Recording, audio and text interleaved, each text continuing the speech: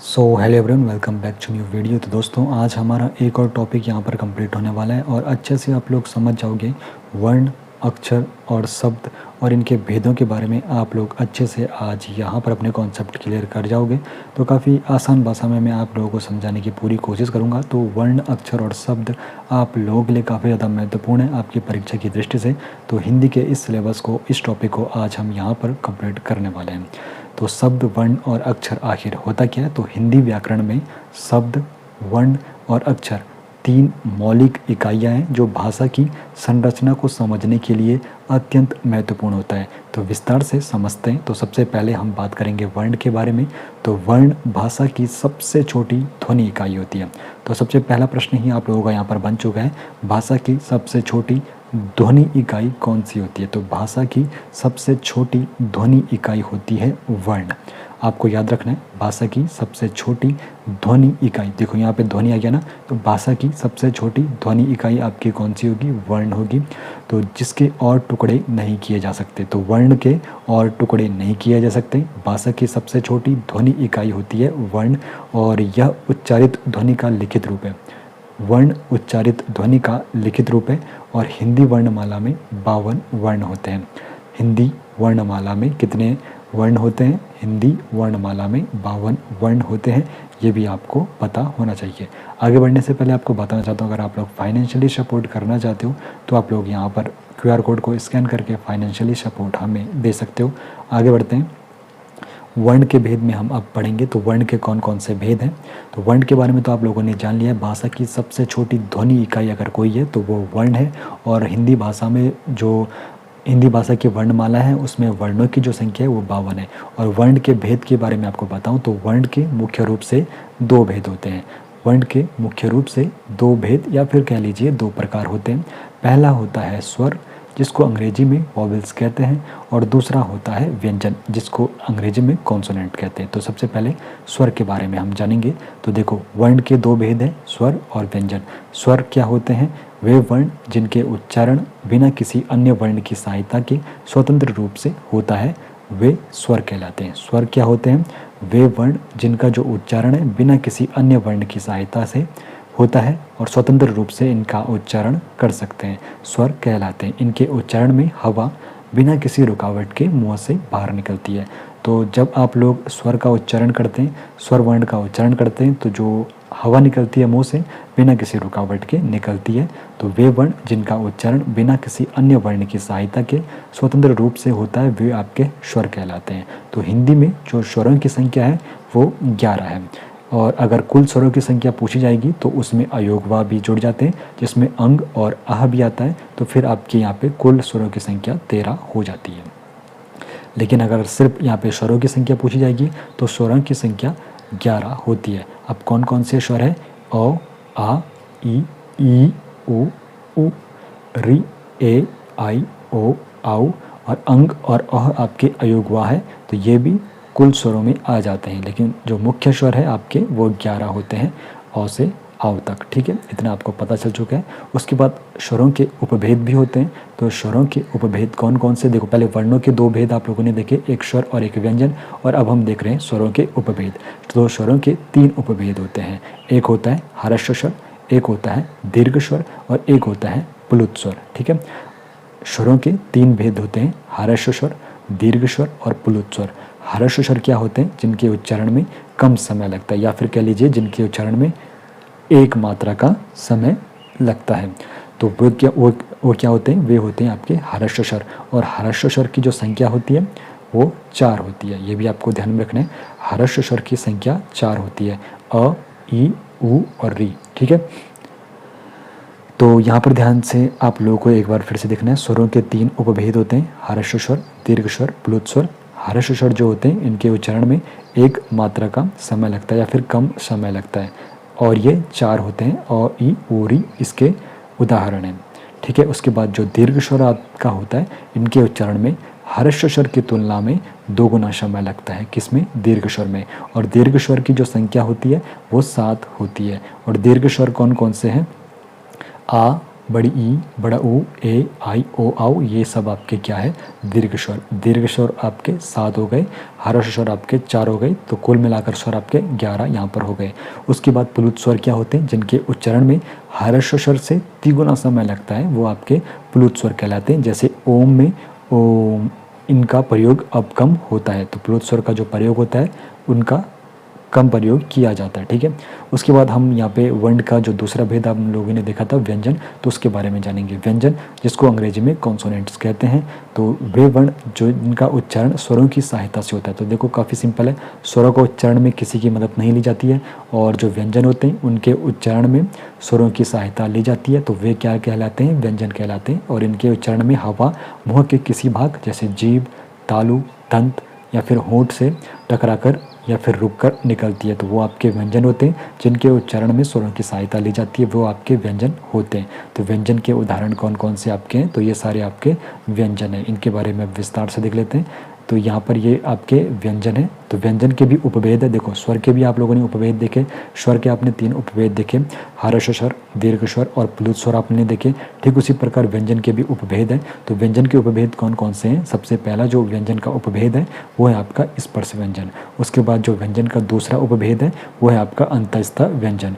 उसके बाद जो तीसरा है वो है ऊष्म व्यंजन। उसके बाद जो चौथा है वो है संयुक्त व्यंजन। उसके बाद जो पांचवा है वो है उत्क्षिप्त व्यंजन। तो आप लोगों ने व्यंजन के भेद भी अच्छे से देख लिए हैं। देखो व्यंजन के 5 भेद हैं, एक आपका स्पर्श व्यंजन होगा, एक आपका अंतःस्थ व्यंजन होगा, एक आपका ऊष्म व्यंजन होगा, एक आपका संयुक्त व्यंजन होगा और एक आपका उत्क्षिप्त व्यंजन होगा, ठीक है।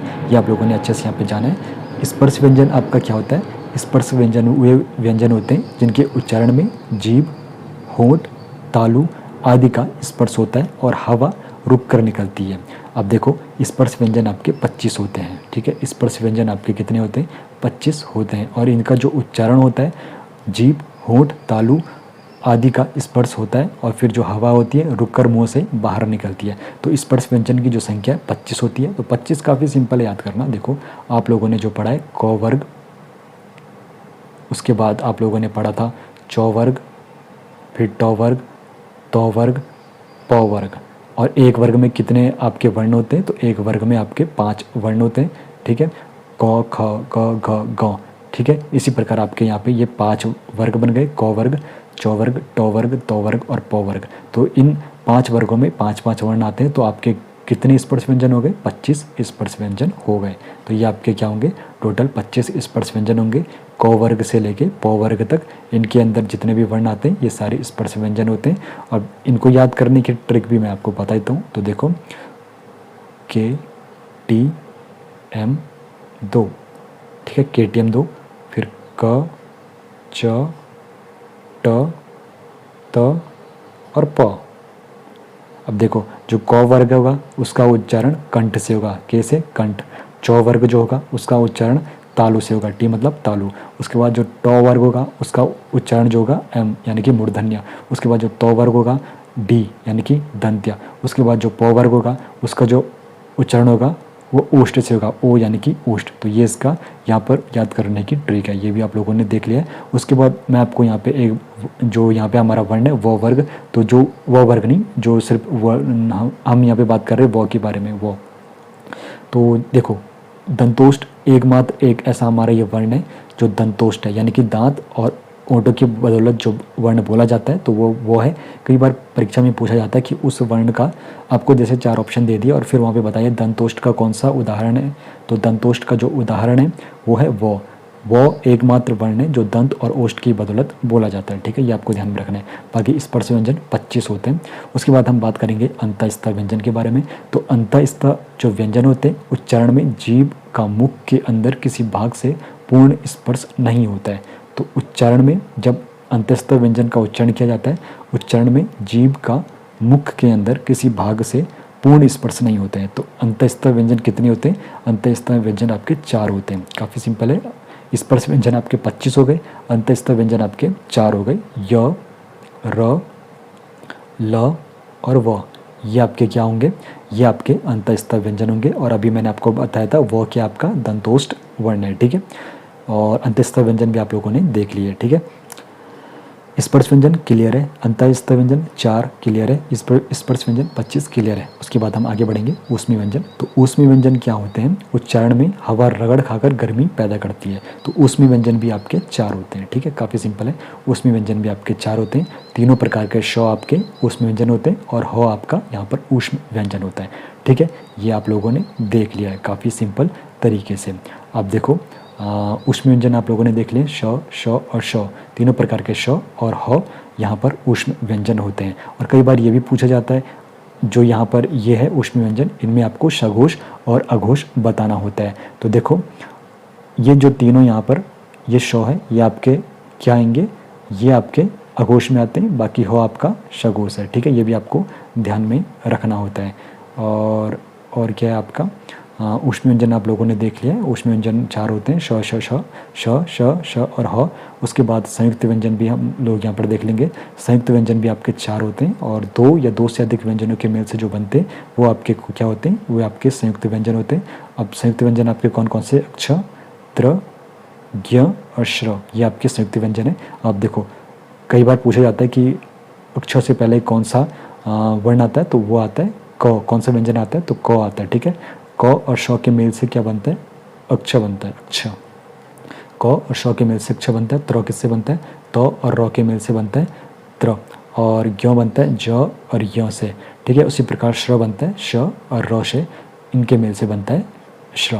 तो ये आपके संयुक्त व्यंजन कितने होंगे? संयुक्त व्यंजन आपके 4 होंगे। तो इस प्रकार आप लोगों ने ये भी देख लिया। उसके बाद उत्क्षिप्त व्यंजन होते हैं। उत्क्षिप्त व्यंजन हमारे सिर्फ 2 होते हैं। जीभ के झटके से उच्चारण होता है, जीभ के झटके से जिसका उच्चारण होता है उत्क्षिप्त व्यंजन ड ढ ड ढ। तो ये हमारे उत्क्षिप्त व्यंजन के उदाहरण है। तो आप लोगों ने स्पर्श व्यंजन देख लिए 25, आप लोगों ने अंतःस्थ व्यंजन देख लिए कितने? 4। आप लोगों ने ऊष्म व्यंजन देख लिए कितने? 4। आप लोगों ने देख लिए संयुक्त व्यंजन कितने? 4। उसके बाद उत्क्षिप्त व्यंजन कितने? 2। तो अब टोटल आपको बताना है कितने आप लोगों ने देखे व्यंजन, यह कमेंट में आपको बताना है। उसके बाद हम आगे बढ़ेंगे अक्षर पढ़ने के लिए। तो अब हम पढ़ने वाले हैं अक्षर के बारे में, लेकिन उससे पहले आपका यहाँ पे डाउट क्लियर कर देता हूँ। एक मैं यहाँ पे थोड़ा सा कन्फ्यूजन में था, हाँ वो कहाँ पढ़ते हैं हम, हाँ ऊष्म व्यंजन के बारे में जो यहाँ पे कन्फ्यूजन था। तो इसमें देखो सघोष और अघोष भी मैंने पिछली वीडियोज़ में आप लोगों को बताया। अगर आप लोगों ने वहाँ पर नहीं देखा तो वहाँ पर आप लोग चेकआउट कर सकते हो। अल्प प्राण और महाप्राण ये सब मैंने आपको वहाँ पर बताया। तो जो ऊष्म व्यंजन था, तो ऊष्म व्यंजन आपके श, श, श और ह।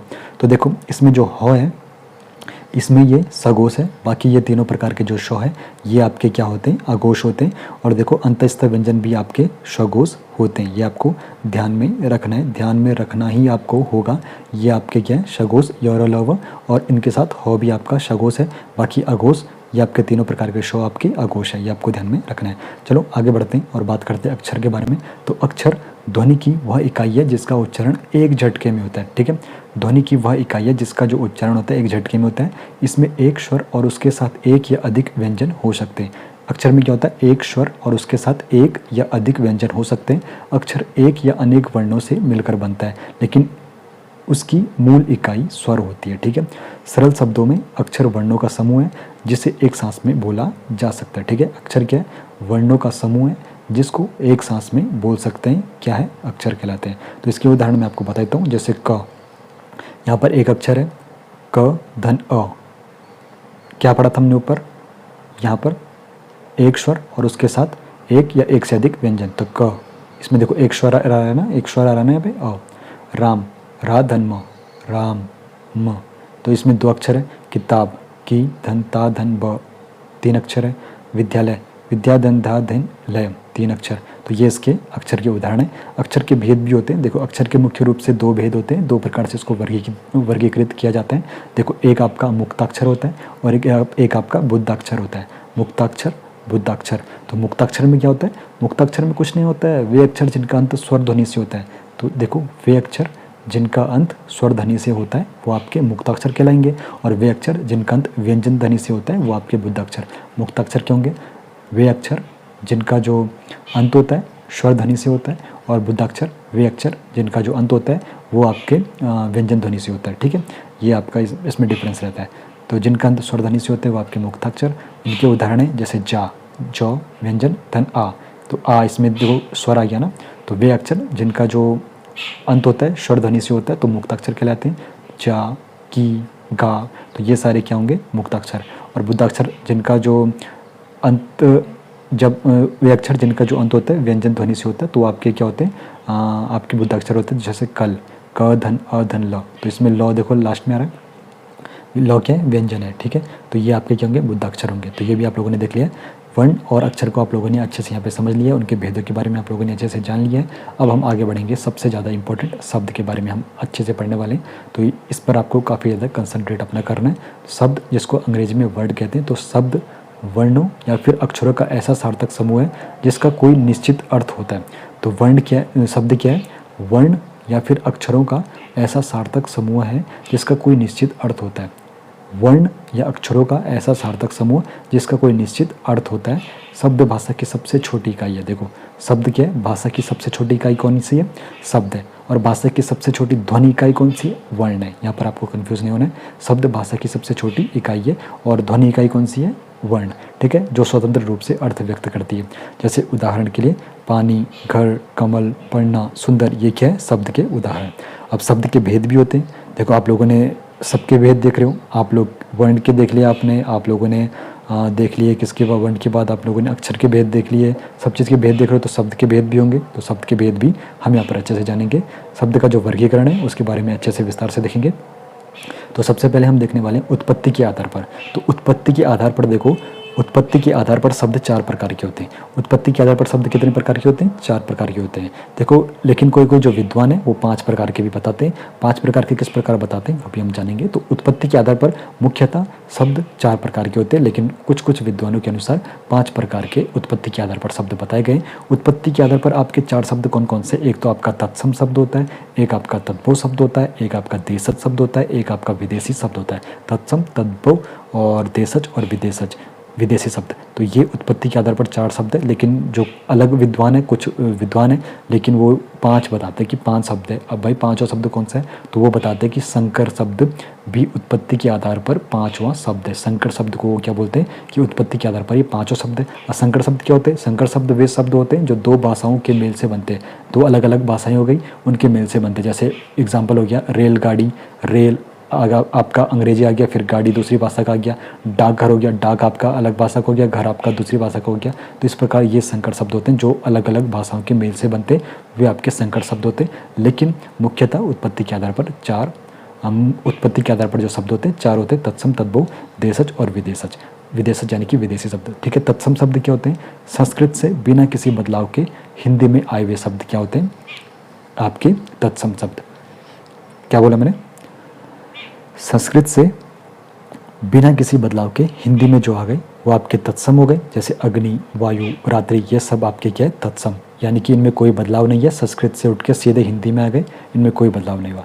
तद्भव शब्द क्या हुए, संस्कृत के शब्द है लेकिन हिंदी में कुछ बदलाव के साथ आ रहे हैं। संस्कृत के वे शब्द जो हिंदी में कुछ बदलाव के साथ आ रहे हैं वो आपके तद्भव शब्द कहलाते हैं। जैसे आग, हवा, रात, तो ये क्या है, तद्भव शब्द। तो कई बार पूछा जाता है कि अग्नि का तद्भव बताओ, तो अग्नि का तद्भव क्या होगा, आग होगा।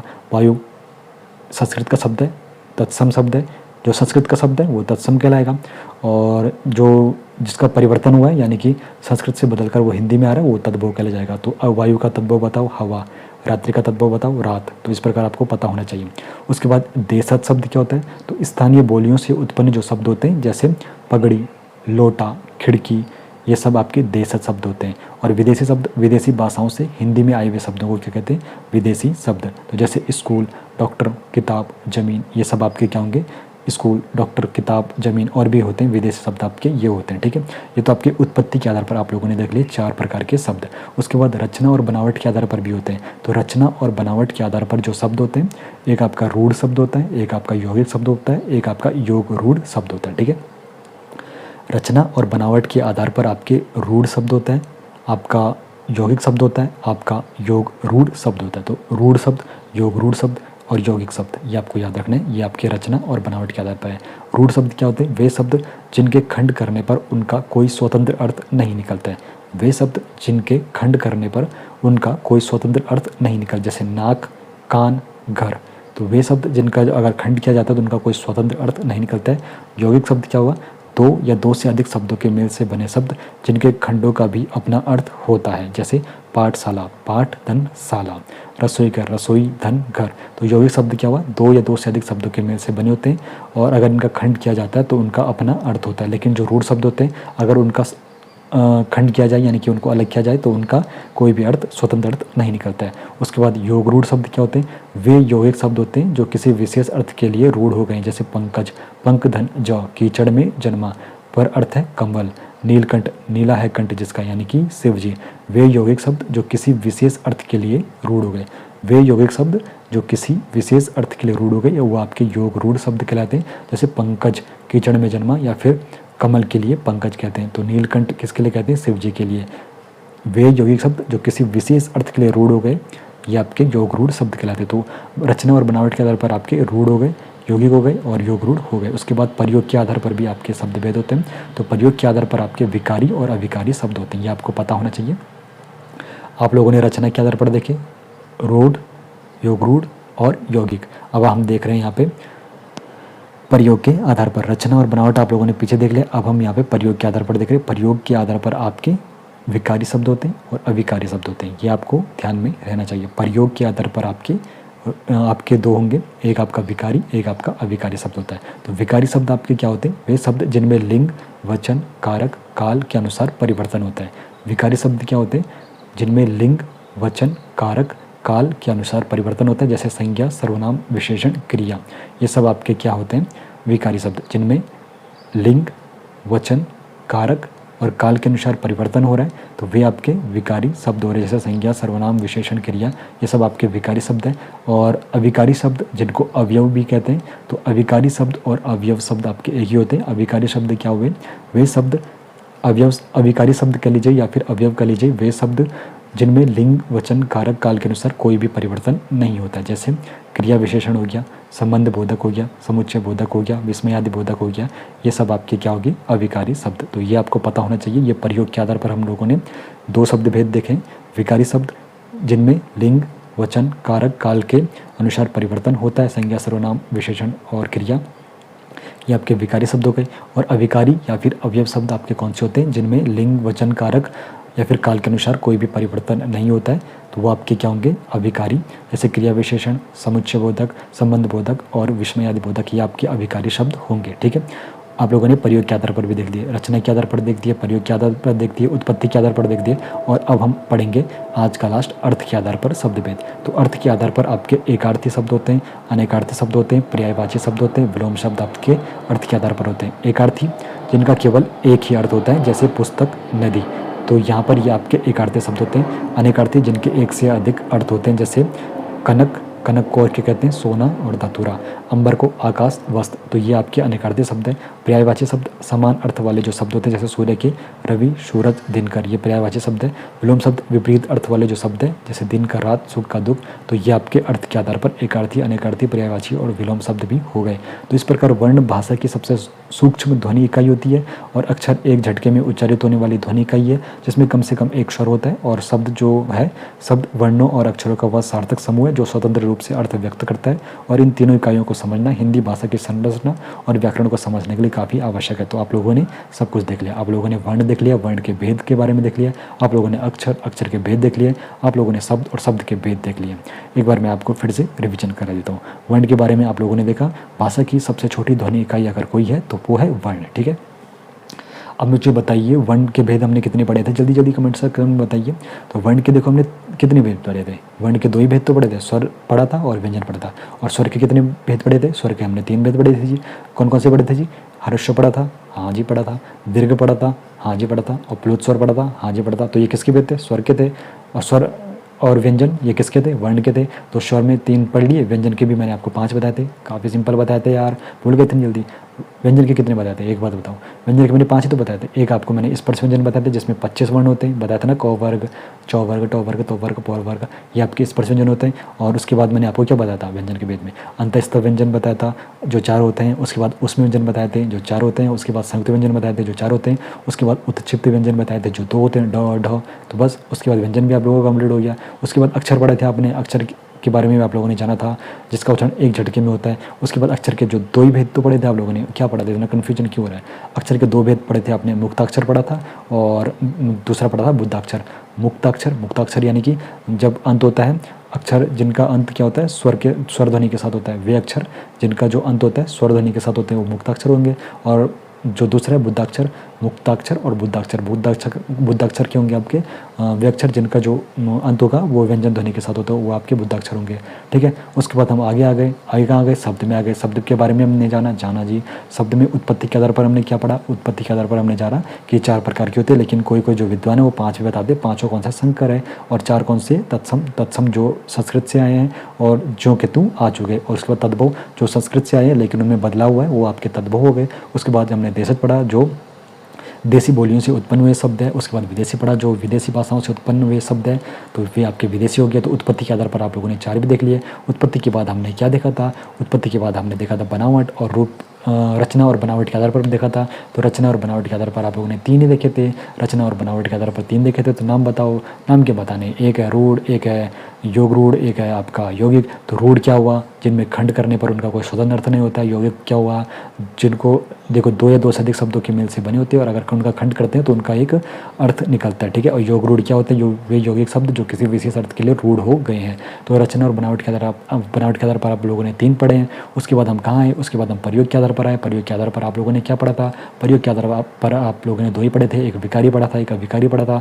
विकारी जिसमें देखो जब लिंग वचन और काल के अनुसार परिवर्तन होता है, वे शब्द जिनमें लिंग वचन काल और क्रिया, लिंग वचन कारक और काल के अनुसार परिवर्तन होता है, वो आपके विकारी शब्द होते हैं, जैसे संज्ञा, सर्वनाम, विशेषण और क्रिया। और अविकारी क्या हुए, अविकारी और अवयव एक ही होते हैं। तो देखो अविकारी और अवयव क्या होते हैं, वे शब्द जिनके जब इनका क्या किया जाता है, वे शब्द जिनमें लिंग वचन और कारक और काल के अनुसार कोई परिवर्तन नहीं होता, तो आपके अविकारी शब्द होते हैं। तो जैसे क्रिया, विशेषण, संबंध बोधक और समुच्चय बोधक और विषमयादि बोधक, ये आपके क्या हो गए, अविकारी शब्द। तो ये किसके, प्रयोग के आधार पर है। उसके बाद हमने लास्ट पढ़ा था अर्थ के आधार पर। अर्थ के आधार पर भी आप लोगों ने 4 देखे थे, एकार्थी, अनेकार्थी, पर्यायवाची और विलोम शब्द। तो बस इतना कन्फ्यूजन होना नहीं चाहिए, सब कुछ मैंने आप लोगों को अच्छे से क्लियर यहाँ पे करा दिया है। बाकी अगर आप लोग फाइनेंशियली सपोर्ट करना चाहते हो तो आगे आप लोग फॉरवर्ड में QR कोड को स्कैन करके सपोर्ट कर सकते हो। बाकी मिलेंगे आपसे नेक्स्ट वीडियो में।